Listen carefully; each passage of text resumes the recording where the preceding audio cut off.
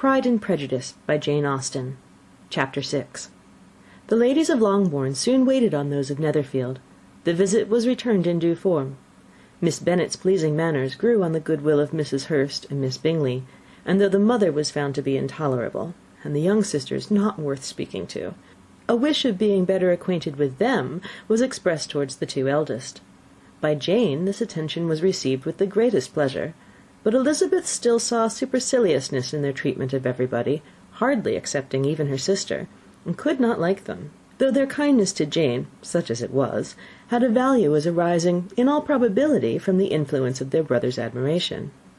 It was generally evident whenever they met that he did admire her, and to her it was equally evident that Jane was yielding to the preference which she had begun to entertain for him from the first, and was in a way to be very much in love.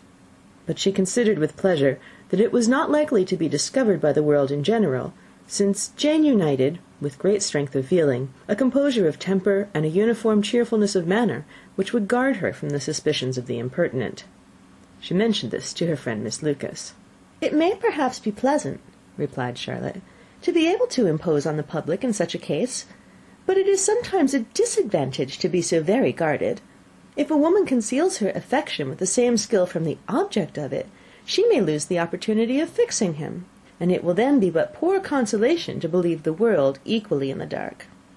There is so much of gratitude or vanity in almost every attachment that it's not safe to leave any to itself. We can all begin freely. A slight preference is natural enough, but there are few of us who have heart enough to be really in love without encouragement. In 9 cases out of 10, a woman had better show more affection than she feels. Bingley likes your sister undoubtedly, but he may never do more than like her if she does not help him on."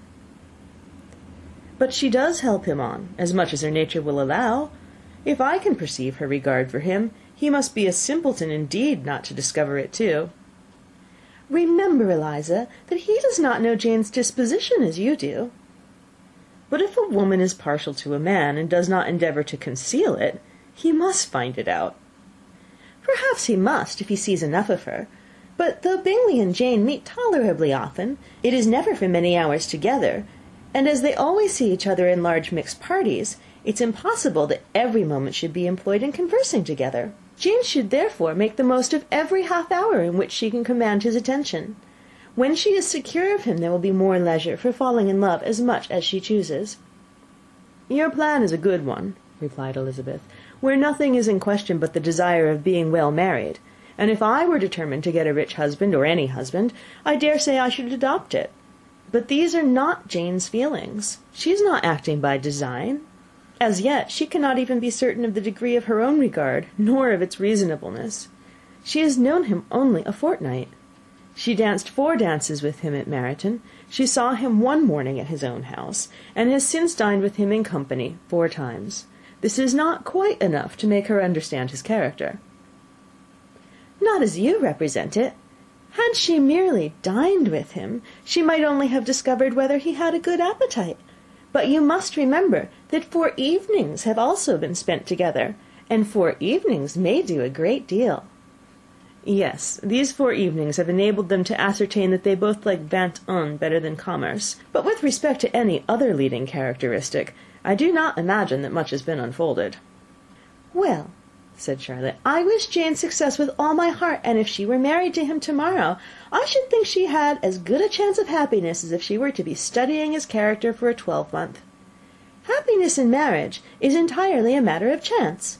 If the dispositions of the parties are ever so well known to each other, or ever so similar beforehand, it does not advance their felicity in the least.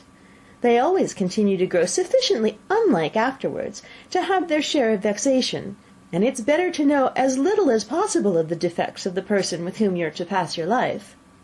"You make me laugh, Charlotte, but it's not sound. You know it's not sound, and you would never act this way yourself." Occupied in observing Mr. Bingley's attentions to her sister, Elizabeth was far from suspecting that she was herself becoming an object of some interest in the eyes of his friend. Mr. Darcy had at first scarcely allowed her to be pretty. He had looked at her without admiration at the ball, and when next they met, he looked at her only to criticise. But no sooner had he made it clear to himself and to his friends that she hardly had a good feature in her face, than he began to find it was rendered uncommonly intelligent by the beautiful expression of her dark eyes. To this discovery succeeded some others equally mortifying. Though he had detected with a critical eye more than one failure of perfect symmetry in her form, he was forced to acknowledge her figure to be light and pleasing, and in spite of his asserting that her manners were not those of the fashionable world, he was caught by their easy playfulness. Of this she was perfectly unaware. To her he was only the man who made himself agreeable nowhere, and who had not thought her handsome enough to dance with. He began to wish to know more of her, and as a step towards conversing with her himself, attended to her conversation with others. His doing so drew her notice. It was at Sir William Lucas's, where a large party were assembled. "What does Mr. Darcy mean," she said to Charlotte, "by listening to my conversation with Colonel Forster?" "That's a question which Mr. Darcy only can answer. But if he does it any more, I shall certainly let him know that I see what he's about. He has a very satirical eye, and if I do not begin by being impertinent myself, I shall soon grow afraid of him." On his approaching them soon afterwards, though without seeming to have any intention of speaking, Miss Lucas defied her friend to mention such a subject to him, which immediately provoking Elizabeth to do it, she turned to him and said, "Did you not think, Mr. Darcy, that I expressed myself uncommonly well just now, when I was teasing Colonel Forster to give us a ball at Meryton?" "With great energy, but it's always a subject which makes a lady energetic." "You are severe on us." "It will be her turn soon to be teased," said Miss Lucas. "I am going to open the instrument, Eliza, and you know what follows." "You are a strange creature by way of a friend, always wanting me to play and sing before anybody and everybody. If my vanity had taken a musical turn, you would be invaluable, but as it is, I'd really rather not sit down before those who must be in the habit of hearing the very best performers." On Miss Lucas's persevering, however, she added, "Very well, if it must be so, it must," and gravely glancing at Mr. Darcy, "There's a fine old saying, which everybody here is of course familiar with, 'Keep your breath to cool your porridge,' and I shall keep mine to swell my song." Her performance was pleasing, though by no means capital. After a song or two, and before she could reply to entreaties of several that she would sing again, she was eagerly succeeded at the instrument by her sister Mary, who, having, in consequence of being the only plain one in the family, worked hard for knowledge and accomplishments, and was always impatient for display. Mary had neither genius nor taste, and though vanity had given her application, it had given her likewise a pedantic air and conceited manner, which would have injured a higher degree of excellence than she had reached.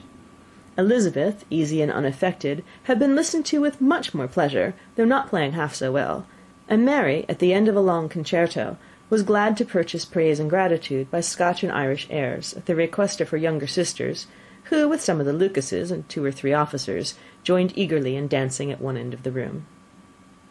Mr. Darcy stood near them in silent indignation at such a mode of passing the evening, to the exclusion of all conversation, and was much too engrossed by his thoughts to perceive that Sir William Lucas was his neighbour, till Sir William thus began: "What a charming amusement for young people this is, Mr. Darcy! There's nothing like dancing, after all. I consider it as one of the first refinements of polished society." "Certainly, sir, and it has the advantage also of being in vogue amongst the less polished societies of the world. Every savage can dance." Sir William only smiled. "Your friend performs delightfully," he continued after a pause, on seeing Bingley join the group, "and I doubt not that you are an adept in the science yourself, Mr. Darcy." "You saw me dance at Meryton, I believe, sir?"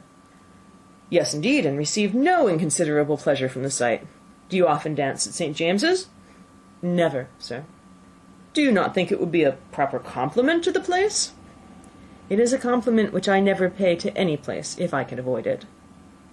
"You have a house in town, I conclude?" Mr. Darcy bowed.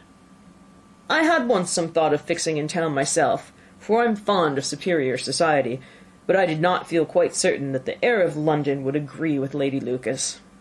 He paused in hopes of an answer, but his companion was not disposed to make any, and Elizabeth, at that instant, moving towards them, he was struck with the action of doing a very gallant thing, and called out to her, "My dear Miss Eliza, why are you not dancing? Mr. Darcy, you must allow me to present this young lady to you as a very desirable partner. You cannot refuse to dance, I am sure, when so much beauty is before you."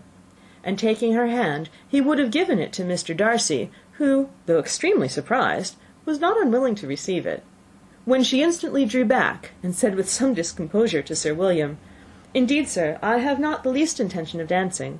I entreat you not to suppose that I move this way in order to beg for a partner." Mr. Darcy, with grave propriety, requested to be allowed the honour of her hand, but in vain. Elizabeth was determined, nor did Sir William at all shake her purpose by his attempt at persuasion. "You excel so much in the dance, Miss Eliza, that it's cruel to deny me the happiness of seeing you, and though this gentleman dislikes the amusement in general, he can have no objection, I am sure, to oblige us for 1/2 hour." "Mr. Darcy is all politeness," said Elizabeth, smiling. "He is indeed, but considering the inducement, my dear Eliza, can we not wonder at his complaisance? For who would object to such a partner?" Elizabeth looked archly, and turned away. Her resistance had not injured her with the gentleman, and he was thinking of her with some complacency, when thus accosted by Miss Bingley. "I can guess the subject of your reverie." "I should imagine not." "You're considering how insupportable it would be to pass many evenings in this manner, in such society, and indeed I'm quite of your opinion. I was never more annoyed.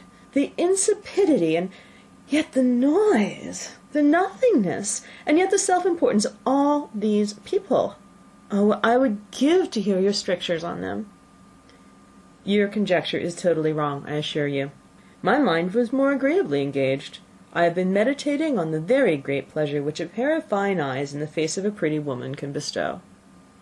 Miss Bingley immediately fixed her eyes on his face, and desired he would tell her what lady had the credit of inspiring such reflections. Mr. Darcy replied with great intrepidity, "Miss Elizabeth Bennet." "Miss Elizabeth Bennet!" repeated Miss Bingley.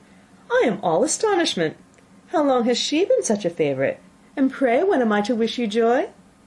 "That is exactly the question which I expected you to ask. A lady's imagination is very rapid. It jumps from admiration to love, from love to matrimony, in a moment. I knew you would be wishing me joy." "Nay, if you are serious about it, I shall consider the matter is absolutely settled.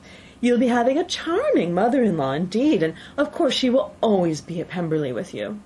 He listened to her with perfect indifference while she chose to entertain herself in this manner, and as his composure convinced her that all was safe, her wit flowed long. Chapter 6. Read by Krista McQuillan, Tokyo, Japan, November 7th, 2005.